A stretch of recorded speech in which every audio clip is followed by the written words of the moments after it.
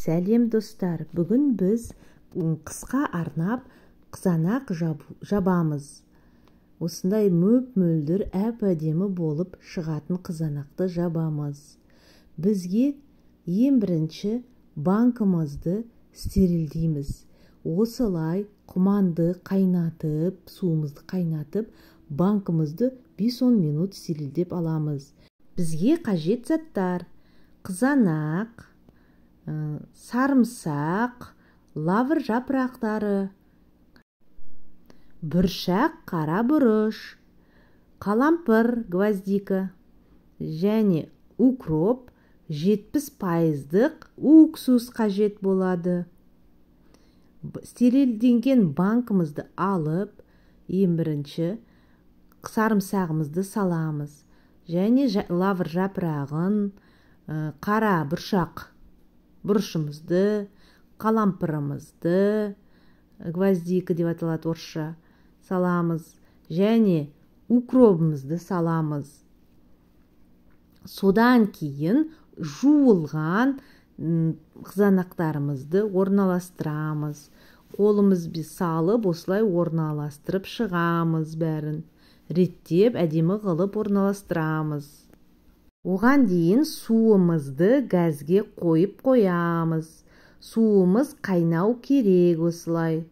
Қайнаған суымызды жаңағы банкіге салған қызанағымызға құямыз. Осылай қайнап тұрған суымызды құямыз. Достар, осындай әртүрлі рецепттерді көргіңіз келсе, менің каналыма тіркеліп, лайк басып қолдау білдірейік. Әртүрлі рецепттер болады. Осылай құйып алғаннан кейін банкімізге осылай суы суығанша қоямыз. Суығаннан кейін, кішкене қойғаннан кейін банкіміздегі суымызды төгіп тастаймыз. Бізге қажет етпейді. Кейбіреулері 2 рет қайнатады, 2-ші рет қайнатады сол суды. Мен өзім оны төгіп тастаймын, пайдаланбаймын бірінші суды. Әрі қарай тағы да бір жаңадан су қойып, газге қойып қайнатамын. Осылай барлығын төгіп тастаймыз. Жаңағыдай қақпақпен істеуге болады, немесе осылай қолмен істеп төгуге де болады. Әрі қарай бізге тұз, секер қажет болады және ас қасық.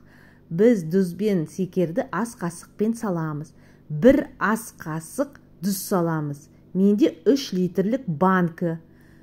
Сондықтан 1 ас қасық тұз салып шығамыз, 2 ас қасық қант салып шығамыз.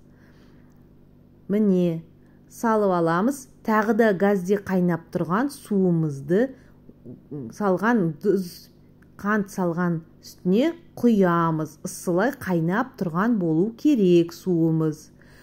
Осылай құйып аламыз.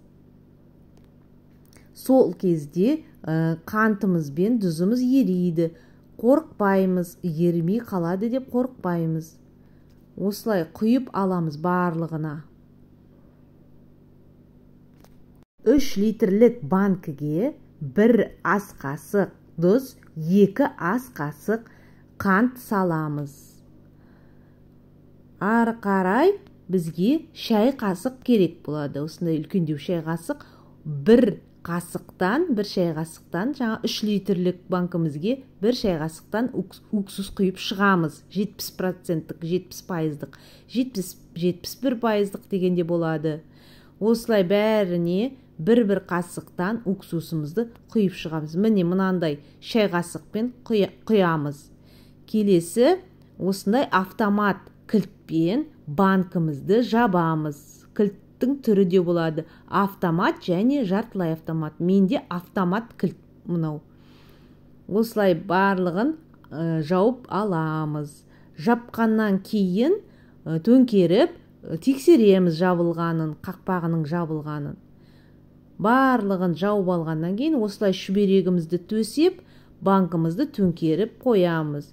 Төңкергеннен кейін шүберегімізді мұқият жабамыз. Міне барлығын қойдық, енді шүберегімізбен жауып қоямыз. бір күнге қоямыз жауып. Достар, каналымды қолдап, тіркеліп, лайк басып кетейік. Назарларыңызға рахмет. Жауып көріңіздер. Менің жылда жабатын рецептім. Өте дәмді болып шығады. Еш өкінбейсіз. WhatsApp-қа достарыңызға таратуға болады.